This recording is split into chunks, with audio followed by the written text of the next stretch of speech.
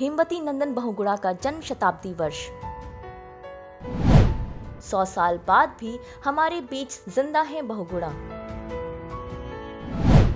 आजमगढ़ में मनाया गया जन्म शताब्दी समापन समारोह। ये तस्वीरें हेमवती नंदन बहुगुणा की हैं। हेमवती नंदन वो क्रांतिकारी थे जिनके महज नाम से ही अंग्रेजी हुकूमत थर-थर कांपती थी। अंग्रेजी हुकूमत के दौरान उन्होंने अपनी जिंदगी का काफी वक्त जेल में गुजारा। हेमवती नंदन बहुगुणा का जन्म 25 अप्रैल 1919 को उत्तराखंड के पौड़ी जिले के बुघाड़ी गांव में हुआ। उनकी दूरदर्शी सोच ने उन्हें राष्ट्रीय राजनीति का पुरोधा बना दिया। स्वतंत्रता संग्राम हो या आजादी के बाद देश को विकास के पथ पर आगे ले जाने की बात, बहुगुणा हर मोर्चे पर सबसे आगे खड़े रहे। भले ही बहुगुणा जी का जन्म उत्तराखंड में हुआ हो, लेकिन उनके चाहने वाले पूरे देश में हैं। इसीलिए तो उनके जन्मदिन के मौके पर आजमगढ़ के कौरागहनी गांव में ही उनका जन्म शताब्दी वर्ष मनाया गया। बहुगुणा समिति के जिला अध्यक्ष साजिद खान आजमी ने अपने घर में ही एक कार्यक्रम का आयोजन किया, जिसमें कुछ कार्यकर्ताओं ने भी शिरकत की और सभी ने हेमवती नंदन बहुगुणा की तस्वीर पर फूल अर्पित करते हुए श्रद्धांजलि दी। वहीं मीडिया से मुखातिब होते हुए साजिद खान आजमी ने बताया कि बहुगुणा किसी पहचान के मोहताज नहीं। वो अंग्रेजों के जमाने में तेज तर्रार क्रांतिकारी थे, तो वहीं आजाद भारत में सफल नेता बने। उन्होंने धर्म और जाति से ऊपर उठकर सियासत की और अपनी एक अलग पहचान बनाई। बहुगुणा जी एक ऐसे लीडर थे, एक राजनेता थे जिनका कोई जाति कोई धर्म नहीं था। उनका एक ही मकसद था, देश की तरक्की, प्रदेश की तरक्की।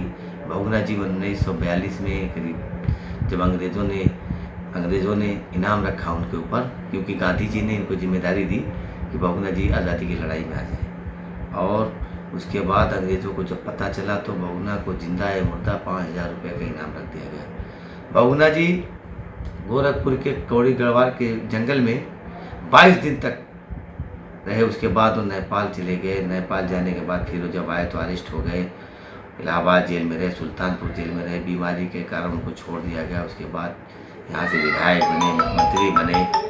तो बहुगुणा जी का के बारे में बताने की ज़रूरत नहीं। बहुगुणा जी का एक ही मतलब, उनकी बाहर चाहे जहाँ भी ले जाए, मेरा तो खून जिगर है इसी चमन के लिए। बहुगुणा जी ने कहा था, राजनीति का अर्थ सत्ता नहीं सेवा है। साजिद खान आजमी ने बताया कि देश के अलग अलग हिस्सों में बहुगुणा जी की याद में भव्य कार्यक्रम आयोजित किए जाने थे, लेकिन कोरोना के चलते सारे कार्यक्रम रद्द करने पड़े। नहीं, इस अवसर पर तो मैं तो कहना क्या चाह, बहुगुणा जी का समापन का दिन था 2019-20, आज उनका समापन का दिन था। वो भी लखनऊ में बहुत बड़े पैमाने पर होने वाला था, जिसमें हिंदुस्तान के कई प्रदेशों से लोग वहाँ इकट्ठा होने वाले थे। मगर ये कोरोना की बीमारी के कारण लॉकडाउन के चलते हुए प्रोग्राम नहीं हो पाया। तो हमारी संस्था के अध्यक्ष का मैसेज आया कि आप लोग घर पर सादगी से मनाइए और पेपर और मीडिया में इसको दे दीजिए, बहुगुणा जी के बारे में बताइए। तो ये सादगी से हम लोगों ने बहुगुणा जी का जन्म शताब्दी वर्ष मनाया। हम लोगों को तो बहुत बड़े बड़े बहुगुणा जी के बारे में प्रोग्राम कराते। 21 मार्च को बॉम्बे में भी मैं प्रोग्राम ऑर्गेनाइज किया था बहुगुणा जी की याद में, मगर वो भी लॉकडाउन के चलते हुए वो भी कैंसिल हो गया। कोरोना वायरस की वजह से नहीं हो कोरोना पाया। वायरस की वजह से, जिसमें बहुत ही हिंदुस्तान के मशहूर लोग शिरकत कर रहे थे, जिनकी मंजूरी आ चुकी है। सर पवार जी भी आ रहे थे उसमें गवर्नर साहब भी आ रहे थे, उसमें यूपी से नीता बहुगुणा जोशी आ रही थी, बहुगुणा समिति के राष्ट्रीय उपाध्यक्ष भी आते, जेड के फैजान साहब आ रहे थे, अदीब साहब आ रहे थे। काफ़ी लोग हिंदुस्तान के मुख्तलिफ प्रदेशों से लोग वहाँ इकट्ठा हो रहे थे। मगर अब इस बीमारी के समय और लॉकडाउन के वजह से कार्यक्रम नहीं हो पाया। ऊपर वालों की मर्जी नहीं थी कि कार्यक्रम हो। बहुगुणा जी के बारे में और क्या बताना चाहेंगे हमारे दर्शकों को उनकी याद में आप?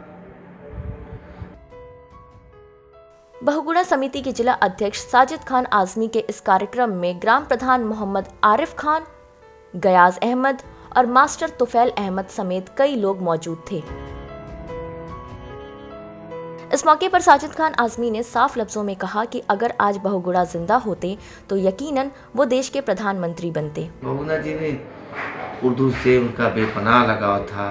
बहुगुणा जी अपने मुख्यमंत्री के दौरे इक़्तिदार में जब वो मुख्यमंत्री बने तो उन्होंने 4000 उर्दू टीचरों की एक साथ अपने एक दस्तखत से उन्होंने भर्ती किया, जिनको रोजी रोटी से बोलूँ।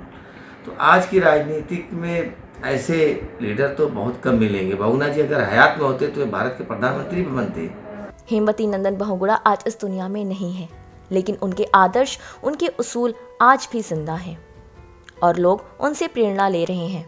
ऐसे महापुरुष सदियों में ही जन्म लेते हैं। न्यूज़ टाइम नेशन की पूरी टीम हेमवती नंदन बहुगुणा जी को श्रद्धांजलि अर्पित करती है। आजमगढ़ से न्यूज़ टाइम नेशन के लिए उमैर खान आज़मी की रिपोर्ट।